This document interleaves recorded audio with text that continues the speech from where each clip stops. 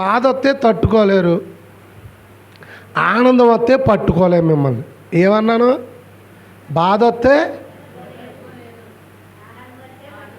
ఆనందం వస్తే అసలు మిమ్మల్ని పట్టుకోలేము. ఇంకా అంత తొందరగా బల్బు వెలిగిపోతుంది. మిమ్మల్ని ఏదైనా ఒక మాట, అమ్మా మీ చేతి వంట అని ఏదైనా, అమ్మ నువ్వు చేసినట్టు సంఘంలో పరిచర్య, అసలు నువ్వు ఇచ్చినట్టు కానుకలు ఎవరికి వెళ్తారు, ఆజ్జి బాబా ఇంక మరి 6 ఎగిరి గంతేస్తా.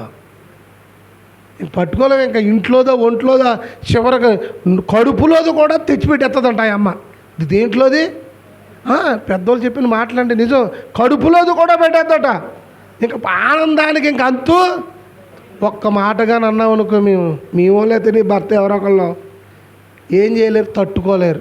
ఇంకెందుకు ఇంక నా జీవితం ఇంకా ఇంత మాట అంటాడా పాటర్ గారు, ఇంత మాట అంటాడమ్మా ఆయన, ఇంక చచ్చిపోవటం మంచిది, ప్యాన్ ఎక్కడుందో సీర ఎక్కడుంది అంటదాడ. ప్యాన్ ఎక్కడుంది? ప్యాన్ సీర ఎందుకు? అవి మీకు తెలిసిపోతుందండి. ఇంక అన్నీ చెప్పగలదు మీకు. అది ఇండియన్ సీసీ ఎక్కడుంది, కిరణాల డబ్బా ఎక్కడుంది? పూర్వకాలం అయితే కిరణాల డబ్బాలు అయ్యాయి. ఒక ఆవిడ ఇలా కిరణాల డబ్బా శుభ్రంగా, ఇప్పుడు కిరణాలు ఇవ్వట్లేదు, కోటాలో గొడవ వదిలింది. 5 లీటర్లు నెత్తి మీద వేసేసుకుంది. వేసేసుకుని అగ్గిపెట్టి ముందు నిలుక్కోవాలి కదా. కిరణాల డబ్బాతో పాటు ఏం తెచ్చుకోవాలి? మీరు భలే చెప్తున్నారండి. అగ్గిపెట్టి తెచ్చుకుంటే మాట ముందు కిరసనాలు పోసేసుకుంది. కిరసనాలు పోసేసుకుని అగ్గిపెట్టిన వెలుగుతుంది. ఈ కిరసనాల్లో పెట్రోల్ ఆటల్లో దాన్ని ఇంగ్లీష్లో ఎలా చెప్పాలి, అది వేసుకున్న తర్వాత కళ్ళు కనపడతలేదు. కొంత పవర్ ఉంటుంది కదా దాంట్లోని, దాన్ని బట్టి మసకమ్మేసిన కళ్ళు. ఈ అగ్గిపెట్టి నేను కూలిదప్పటికి పాస్టర్ గారు చెప్పిన ప్రసంగం గుర్తొచ్చిందంట. జకరియా గారు సలాది, ఎవరైనా ఆత్మహత్య చేసుకుని నన్ను కానీ పిలిచారా నేను రాను, అటువంటి వాళ్ళు అలా బాప్తిజం పొందొద్దు అని. బాప్తిజం పొందిన వాళ్ళు కూడా అలా కష్టమైన సోవైన ప్రభు కొరకే, ఆత్మహత్య చేసుకోకూడదు అన్న మాట గుర్తుకొచ్చిందట. గుర్తుకొచ్చి ఇంకా అగ్గిపెట్టలేదు, ఏమీ లేదు. ఆ వంటగదిలోనే ఆ కబోర్డు దగ్గర కూర్చుని, అయ్యో నా బతికేట్టిన ఆయన మరి తట్టుకోలేకపోతున్నానంటే, శ్రమలో నేను అతనికి తోడే ఉండేదును, అతను విడిపించి అతను నేను గొప్ప చేస్తుందన్న మాట గుర్తుకొచ్చి ఇప్పటికీ ఆమె బ్రతికే ఉంది. చప్పట్లు కొడుతూ గట్టికేస్తాం. పేరు ఫోన్ నెంబర్లు అడగండి.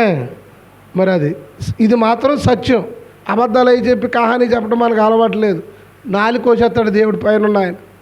వాళ్ళ మనవాళ్ళ పెళ్లి చేసినా చేయటానికి అప్పుడే దేవుడు అంత ఆయుష్ ఇచ్చాడు ఆమెకి. ఒక 18 సంవత్సరాల క్రితమే చనిపోవాలి. ఎందుకు నేను మాటలు చెప్తున్నానంటే, ఆత్మహత్య చేసుకో, ఏమో ఎవరికన్నా అవసరమేమో దేవుడు అందుకే మాట్లాడుతున్నాడు మధ్యలో. చేసుకోకూడదు, ఆత్మహత్య చేసుకోకూడదు, నరకానికి వెళ్ళిపోతాం. మరి ఎలాగ ఈ శరీర కోరికలను చంపటానికేనంటే వాక్యం చెప్తుంది, శరీరానికి ఉపవాసం పెట్టాలి. చెప్పండి, ఏం చేయాలి? యేసు ప్రభువే ఉపవాసాలు ఉన్నాడు లేదా? అందుకే ఆయన ప్రతీది మాదిరి ఉంచి వెళ్ళాడు. ఏ ఉంచి వెళ్ళాడు? మాదిరి అంటే చేసి చూపించాడు. భక్తులారా మీరు ఉపవాసం ఉండండి, నేను మాత్రం ఉండను అని అనలే. ప్రతీది ఆయన చేశాడు. నీవు సూచా తప్పకుండా చెయ్యవలసిందే. స్తోత్రం చెప్పండి. తప్పకుండా చేయాలి ఉపవాసాలు. ఇది మొదటి మెసేజ్ అంటే ఈ కూటానికి, సభలకి, ఈ 3 రోజుల కూటాలు ఫస్ట్ మెసేజ్ కాబట్టి మిమ్మల్ని సిద్ధపరుస్తున్నాను. లాస్ట్ ఇయర్ 2 సంవత్సరాల క్రితం వచ్చాను, మీకు ఉపవాసాల కోసం ఏం చెప్పలేదు. ఆ రోజు ముగింపు కూటానికి వచ్చాను. ఏ కూటం?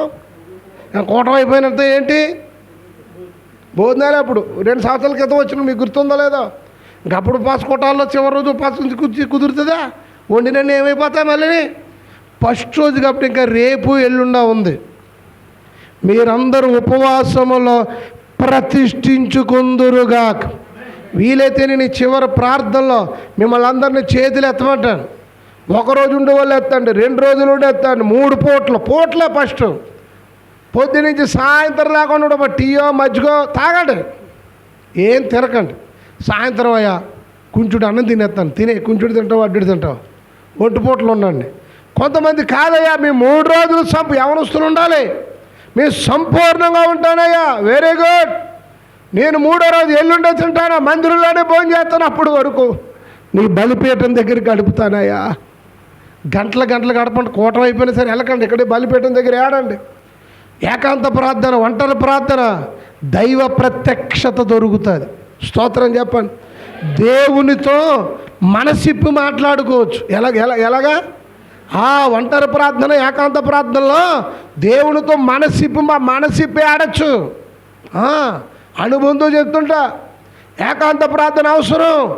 ఈ సంవత్సరం ఈ కూటాల్లో నువ్వు గొప్ప మార్పుని